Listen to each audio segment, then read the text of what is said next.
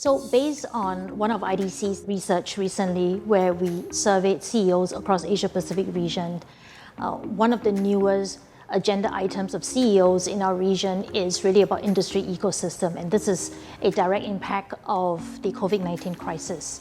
So, I'm just wondering from a Vivek's perspective is, with the Microsoft-Samsung partnership ecosystem, what does it really mean, and how would this ecosystem come together to enable organizations to reimagine the future and to be really successful in the next normal? Yeah, and I want to illustrate that question with 4 points around the value of ecosystem. The first one is around communities. As societies reopen, it is apparent that the economy that we're seeing now is not the same that we saw in, say, January.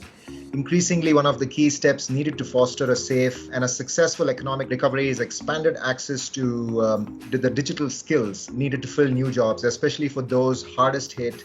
These could be people with low incomes, women, as well as underrepresented minorities. Which is why Microsoft has announced a global digital skills initiative that will skill 25 million people worldwide by the end of this year. And this brings to bear all of the assets that we have with LinkedIn as well as with GitHub. As you can imagine, this is a monumental undertaking, a very global, ambitious aspiration, and it requires strong ecosystem partnerships with government and nonprofits as well as commercial organizations. That's the first thing. The second point that I want to illustrate with the ecosystem is really ensuring that organizations and schools continue to come back, continue to work remotely and safely and remain productive. COVID-19 actually accelerated our pace of innovation. We've added a lot more capability into teams today, like 7x7 meeting rooms, breakout rooms, and a lot of features around making sure that educators are having better insights. But a strong illustration of that ecosystem partnership in response to COVID-19 really is the work that we're doing with Samsung, which is really creating these new experiences and devices that enables organizations to remain productive even as they work remotely in a very safe and secure manner. The third piece that I want to talk about is encouraging and providing customers the confidence to return to work by ensuring that Microsoft, along with its partners, are building solutions around location management, which is really around measuring occupancy rates of rooms, ensuring that people are seated safely as part of safe distancing policies, and ensuring that you're able to monitor this intelligently and creating that safe workspace and environment as people return back to work. And the last point I want to call about is the notion of digital transformation. Our CEO Satya said that we are seeing about 2 years worth of digital transformation in 2 months, and that couldn't be truer in an area of like say e-commerce, where we've seen every organization, brick and mortar at that, rethink and re-strategize their customer experience and customer engagement strategy as they move more and more of their businesses online.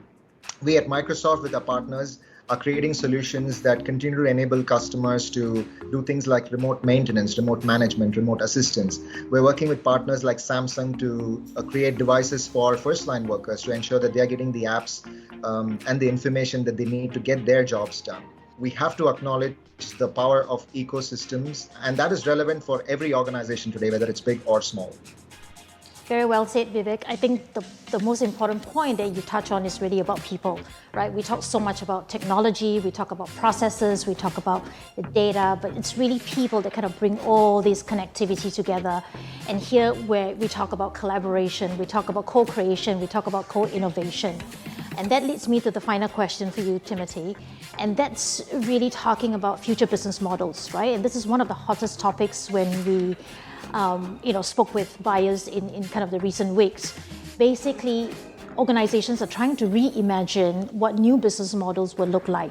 So perhaps you can share kind of one future business model that you think will come true in 2021. Okay, so Sandra, the way we look at 2021, a lot of the digital transformation that's happening today, the pace is actually picking up.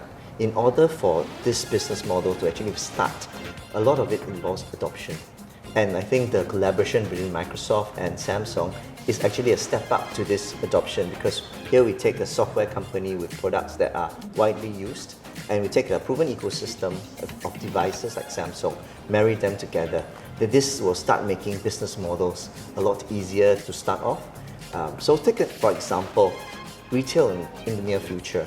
I think the biggest pain that we have today is how do we go about doing this business of retail without physical contact? And I think that's the key part.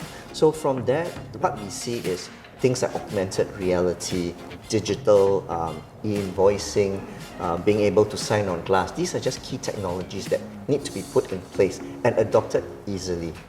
Well, as a consumer as well as an employee, I'm just excited to hear all these different technologies, and I wish that we had actually more time, right? I mean, you think about how organizations can actually truly leverage technology and all the new capabilities today, as well as kind of moving forward in both kind of the COVID-19 world as well as in the next normal.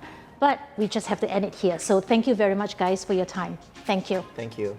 Hi, everyone. I hope you enjoyed the conversation as much as I did.